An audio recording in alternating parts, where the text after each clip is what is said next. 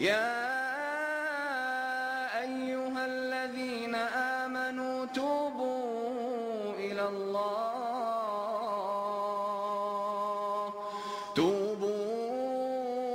الله توبة نصوحا عسى ربكم أن يكفر عنكم سيئاتكم ويدخلكم جنات تجري من تحتها الأنهار. أستغفر الله رب البرايا، أستغفر الله من الخطايا. السلام علیکم ورحمۃ اللہ وبرکاتہ. نحمده ونصلی علی رسولہ الکریم. اما بعد فاعوذ باللہ من الشیطان الرجیم. بسم اللہ الرحمن الرحیم. ظہر الفساد فی البر والبحر بما کسبت ایدی الناس لیذیقہم بعض الذی عملوا لعلہم یرجعون. وقال اللہ عز وجل وما اصابکم من مصیبت فبما کسبت ایدیکم ویعفو عن کثیر وما انتم بمعجزین فی الارض وما لکم من دون اللہ من ولی ولا نصیر. وقال اللہ عز وجل یا ایہا الذین آمنوا توبوا الی اللہ توبۃ نصوحا. صدق اللہ العظیم. رب اشرح لی صدری ویسر لی امری واحلل عقدۃ من لسانی یفقہوا قولی. سبحانک لا علم لنا الا ما علمتنا وعلیک توکلنا. آمین یا رب العالمین. میرے دوستوں، بھائیوں اور بزرگوں، اور خاص طور پر میرے صحافی بھائیوں، آپ سب کے علم ہے کہ اس وقت وطن عزیز پاکستان مختلف آفات کی زد میں ہے. ہمارا شہر لاہور ڈینگی کے وائرس کی وجہ سے بری طرح سے متاثر ہے. سینکڑوں ہمارے بھائی اس ڈینگی وائرس کی وجہ سے فوت ہو چکے ہیں اور ہزاروں اس کی وجہ سے متاثر ہوئے. ہمارا صوبہ سندھ سیلاب کی وجہ سے بری طرح سے متاثر ہوا. سندھ کی تاریخ کا سب سے بڑا سیلاب یہ اس وقت سندھ کو اپنی لپیٹ میں لیے ہوئے. قتل و غارت گری، باہمی خانہ جنگی کراچی میں بھی جاری ہے، بلوچستان میں بھی جاری ہے، صوبہ سرحد میں بھی جاری ہے. اس کے ساتھ ساتھ ایک اللہ کا عذاب نااہل اور بے حس حکمرانوں کی صورت میں ہمارے اوپر مسلط ہے. خائن حکمران، کرپٹ حکمران ہمارے سروں پر مسلط ہے. اللہ تبارک و تعالیٰ نے قرآن مجید میں یہ بات بیان فرمائی کہ یہ جو بھی آفات اور مصائب ہیں یہ اصل میں ہمارے گناہوں کی سزا ہے. سورہ روم میں ارشاد باری تعالیٰ ہے ظہر الفساد فی البر والبحر بما کسبت ایدی الناس. بحر اور بر میں فساد برپا ہو گیا ہے لوگوں کے ہاتھوں کی کمائی کی وجہ سے. لیذیقہم بعض الذی عملوا، تاکہ اللہ انہیں ان کے بعض جرائم کا مزہ چکھائے. لعلہم یرجعون، شاید کہ وہ اللہ کی طرف پلٹ آئیں، شاید کہ وہ توبہ کر لیں. سورہ شورى کی آیت 30 میں ارشاد ہوا ما اصابکم من مصیبت فبما کسبت ایدیکم. جو بھی تم پر مصیبت آتی ہے یہ تمہارے اپنے ہاتھوں کی کمائی، تمہارے کرتوت، تمہارے گناہوں کی وجہ سے آتی ہے. وَيَعْفُو عَنْ كَثِيرٍ، اور اللہ بہت سارے گناہوں سے تو درگزر کر دیتا ہے، ہر گناہ پر نہیں پکڑتا. تو بلا شبہ اللہ تبارک و تعالی ہمیں ہمارے گناہ، ہمارے جرائم، ان کی سزا دے رہا۔ جو بات زیادہ تشویشناک ہے اس کا ذکر آیا سورہ زخرف میں، آیت نمبر 48 میں اللہ تعالیٰ کا ارشاد ہے بنی اسرائیل کے لیے، وَمَا نُرِيهِم مِّنْ آيَةٍ إِلَّا هِيَ أَكْبَرُ مِنْ أُخْتِهَا وَأَخَذْنَاهُمْ بِالْعَذَابِ لَعَلَّهُمْ يَرْجِعُونَ۔ ہم نے انہیں اپنی کوئی بھی آفت والی نشانی نہیں دکھائی مگر وہ نشانی پچھلی نشانی سے زیادہ بڑی تھی، زیادہ بڑا عذاب اللہ نے دیا، اور ہم نے انہیں عذاب کے ساتھ پکڑا، شاید کہ اللہ کی طرف پلٹ آئے، شاید کہ رجوع کریں۔ دوستو، بھائیوں، بزرگوں، میں بڑی دردمندی کے ساتھ آپ کے سامنے یہ بات رکھ رہا ہوں کہ ہم پر بھی عذاب زیادہ بڑی نشانیوں کے ساتھ آ رہا۔ ڈینگی وائرس یہ کئی سال سے ہم پر مسلط ہے، لیکن اس بار جو ڈینگی وائرس کا حملہ ہوا ہے زیادہ شدید ہے۔ سیلاب پچھلی مرتبہ بھی صبح سندھ پر آیا تھا، لیکن 7 اضلاع متاثر ہوئے تھے۔ میرے بھائیوں، اس مرتبہ 13 اضلاع متاثر ہیں، زیادہ بڑا نقصان ہوا، زیادہ طویل عرصہ ہو گیا ہے اس عذاب کو، لیکن عذاب ختم نہیں ہو رہا۔ حکمران اس سے پہلے بھی بے حس اور امریکہ کے ایجنٹ اور خائن اور کرپٹ آتے رہے، لیکن اس وقت ایسے حکمران مسلط ہیں کہ جنہوں نے کرپشن کے، بے حسی کے، بے شرمی کے، بے حیائی کے تمام ریکارڈ توڑ دیے۔ اللہ تعالیٰ کے عذابوں کی شدت بڑھتی چلی جا رہی ہے۔ دنیا اور آخرت کی خیر اسی میں ہے کہ اللہ تعالیٰ کو راضی کریں، اپنے گناہوں پر توبہ کریں، اللہ کے حضور گر گڑائیں، اللہ تعالیٰ سے معافی مانگیں، اللہ تعالیٰ کو راضی کریں۔ سوال یہ پیدا ہوتا ہے کہ ہمارے جرائم ہیں کیا؟ کن جرائم کی سزا مل رہی ہے؟ سب سے بڑا جرم ہمارا یہ ہے کہ آج ہماری زندگی میں کوئی مقصد نہیں ہے۔ اللہ تعالیٰ نے اپنے حبیب کے ذریعے سے ہمیں یہ پیغام دیا تھا کہ اللہ نے تمہیں بنایا ہے آخرت کے لیے، اور دنیا تمہارے لیے بنائی ہے۔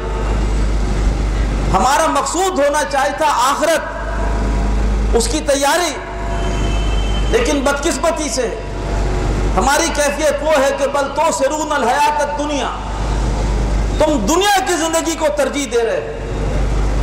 کلا بل تحبون العاجلہ، تم جلدی ملنے والے جو لذتیں، وقتی لذتیں ہیں، تم ان سے محبت کرتے ہو۔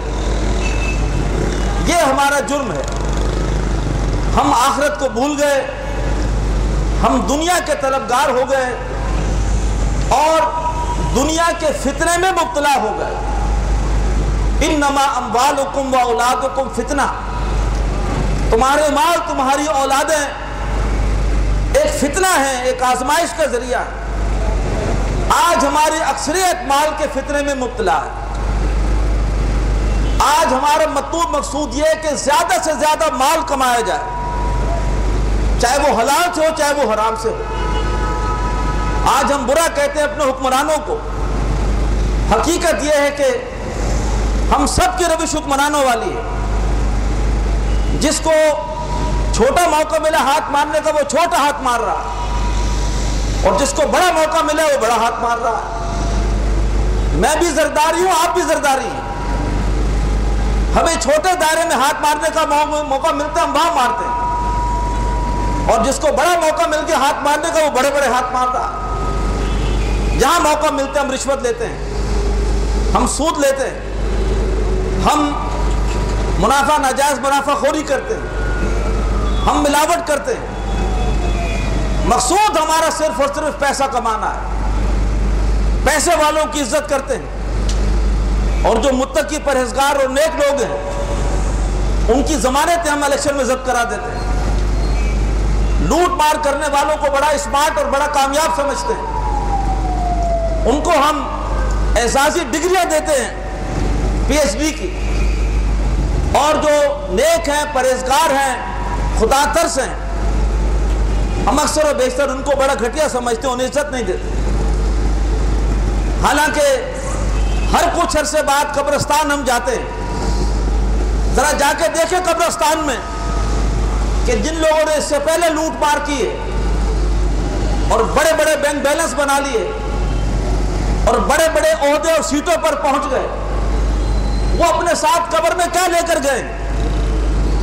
کبھی ڈیفنس کے قبرستان میں چلے جائیے، کئی گریڈ 21 کے آفیسر ہیں جن کی وہاں پر قبریں ہیں، کتنے بڑے بڑے دولت مند ہیں جن کی وہاں پر قبریں ہیں، ساتھ کیا لے گئے؟ لیکن قبرستان سے نکلنے کے بعد سب کچھ بھول جاتے ہیں اور آ کر پھر سے ہیرا پھیری شروع کر دیتے ہیں،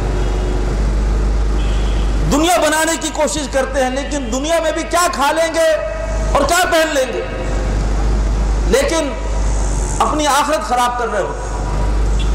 اسی طریقے پر ہم اولاد کے فتنے میں ہیں، اولاد کو صدقہ جاریہ بنانے کے بجائے مال کمانے کی مشین بنانا چاہتے ہیں، ان کی دنیا کی زیادہ فکر ہے، گریڈ اگر صحیح نہ آئے، ڈویژن صحیح نہ آئے تو بڑے متفکر ہوتے ہیں، لیکن اگر وہ نمازیں نہ پڑھیں، دین کے علم کے حوالے سے بے بہرا ہو، ہمیں اس کی کوئی فکر نہیں۔ ہم نے ٹیلی ویژن کے ذریعے سے، نیٹ کے ذریعے سے ان کو آزاد چھوڑ رکھا ہے، جو مرضی وہ خرافات دیکھیں، جن مرضی خرافات میں ملوث ہوں، ہمیں اس کی کوئی پرواہ نہیں۔ یہ ہمارے جرائم ہیں کہ جس کی وجہ سے اللہ تعالیٰ آج ہم سے ناراض ہے، یہ ہمارے انفرادی جرائم ہیں۔ گھروں میں بےہودگی ہے، بے حیائی ہے، نمازوں سے غفلت ہے، شادی بیاہ میں ہندوانہ رسومات ہیں، غمی کے موقع پر ہندوؤں کی طرف سے آئی ہوئی بدعات ہیں، اور اجتماعی طور پر ہم نے اللہ تبارک و تعالیٰ کو اس پاکستانی قوم نے بڑی برے طریقے پر ناراض کیا۔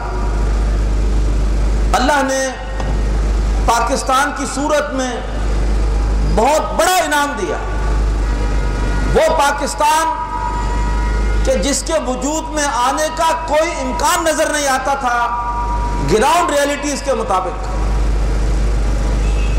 ہندوؤں کے لیے ہندوستان کی تقسیم مذہبی اعتبار سے ایک تقدس کا درجہ رکھتی تھی۔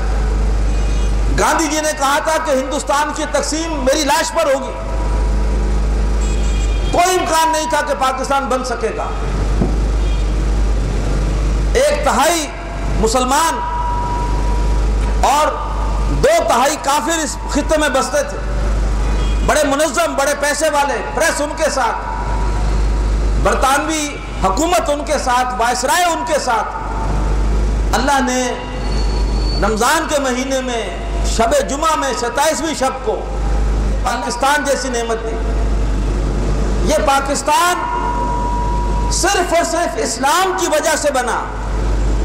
پاکستان بنانے والوں کی زبان ایک نہیں تھی، رنگ ایک نہیں تھا، نسل ایک نہیں تھی، کلچر ایک نہیں تھا، ان کے درمیان قدر مشترک صرف اسلام تھا۔ لیکن ہم نے 63 سال گزر گئے، بلکہ اب تو 64 سال ہو گئے، ہم نے اس ملک میں اسلام کے ساتھ بے وفائی کی۔ اسلام کے حوالے سے ایک قانون جو انگریز کے دور میں بھی تھا، فیملی لاء کا، ہم نے وہ بھی ختم کر دیا۔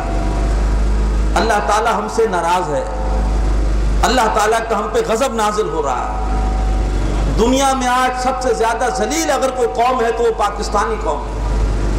ہر ایئرپورٹ پر ذلت آمیز سلوک ہو رہا ہے۔ امریکہ منافقت کا الزام لگا رہا ہے، طالبان منافقت کا الزام لگا رہے ہیں، کشمیر کی آزادی کی تحریک پاکستان کو مورد الزام ٹھہرا رہی ہیں۔ کہیں عزت نہیں، ذلت ہی ذلت ہے۔ اس کی وجہ یہ ہے کہ ہمارے جرائم بہت بڑے ہیں۔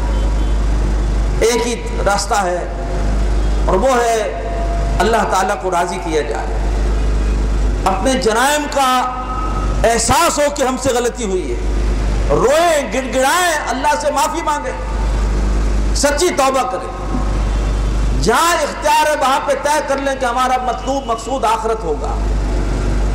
یا ایھا الذین آمنوا اتقوا اللہ بل تنظر نفس ما قدمت لغد، اے لوگوں جو ایمان کے دعوے دار ہو، اللہ کی نافرمانی سے بچو اور ہر شخص یہ دیکھے کہ اس نے کل کے لیے، آخرت کے لیے کیا بھیجا ہے۔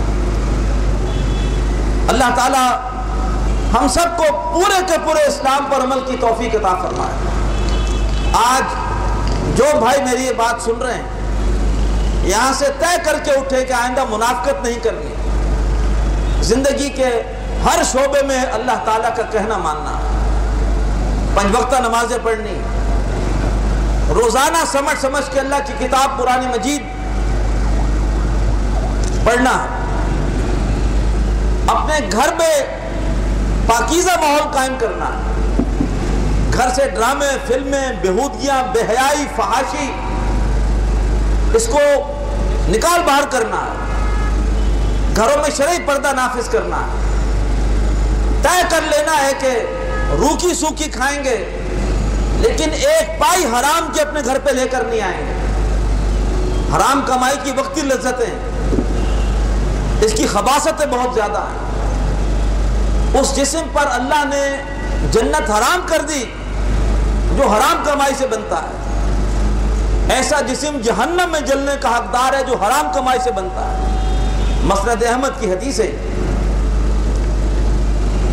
اور اس کے ساتھ ساتھ ہم طے کر لیں کہ انشاءاللہ وطن عزیز پاکستان میں اسلام کے نفاذ کے حوالے سے جد و جہد میں فعال کردار ادا کرنا، تاکہ ہم اللہ تعالیٰ سے جا کر کہہ سکے کہ اللہ جہاں تک اختیار تھا وہاں پر عمل کرنے کی کوشش کر رہے تھے، جہاں اختیار نہیں تھا وہاں پر اللہ تیرے دین پر عمل کرانے کی کوشش کر رہے تھے۔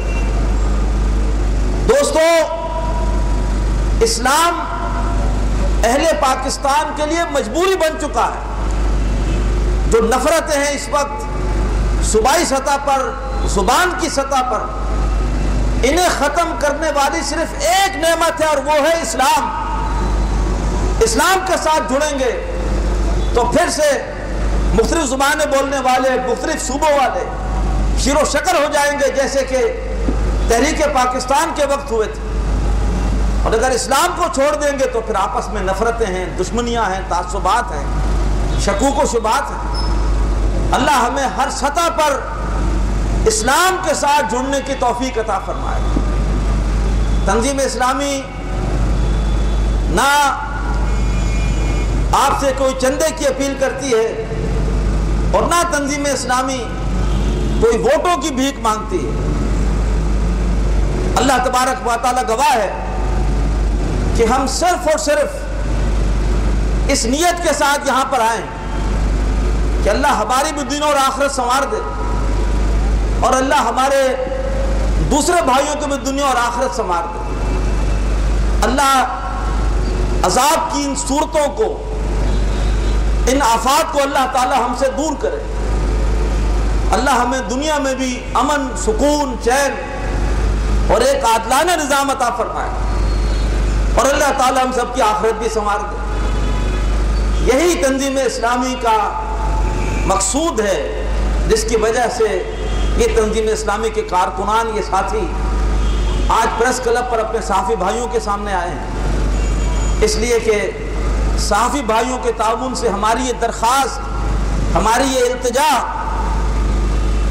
یہ بڑے پیمانے پر لوگوں تک پہنچ سکتی ہے۔ صحافی بھائیوں کو اللہ تعالیٰ نے ایک بہت بڑا ذریعہ دے رکھا ہے خیر کو پھیلانے کا، وسیع پیمانے پر پھیلانے کا، اس لیے یہاں پر حاضری ہوئی ہے۔ اللہ تعالیٰ ہم سب کو خیر کے پھیلانے میں تعاون کرنے کی توفیق عطا فرمائے۔ وَتَعَاوَنُوا عَلَى الْبِرِّ وَالتَّقْوَىٰ، اللہ کا حکم ہے کہ نیکی اور تقوی کے کام میں تعاون کرو۔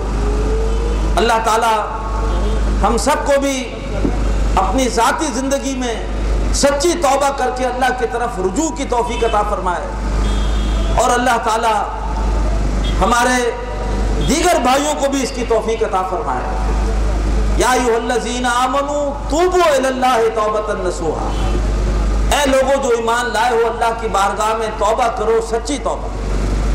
اللہ ہم سب کو سچی توبہ کی توفیق عطا فرمائے۔ انفرادی طور پر بھی طے کر لیں کہ انشاءاللہ اسلام کے لیے جینا ہے، اسلام کے لیے مرنا ہے، اور اجتماعی طور پر بھی طے کر لیں کہ انشاءاللہ اپنے معاشرے کو اللہ تبارک و تعالیٰ کے احکامات کے مطابق سنبھالنا ہے، اجتماعی سطح پر بھی اللہ کے دین کے غلبے کے لیے کوشش کرنی ہے۔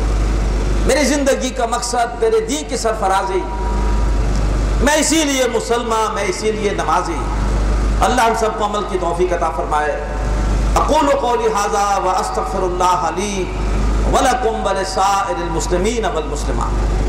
أنا العبد السقيم من الخطايا وقد أقبلت ألتمس الطبيبا، أنا العبد الشريد ظلمت نفسي وقد وافيت بابكم منيبا، أنا العبد الشريد ظلمت نفسي وقد وافيت بابكم منيبا، أنا العبد الذي كسب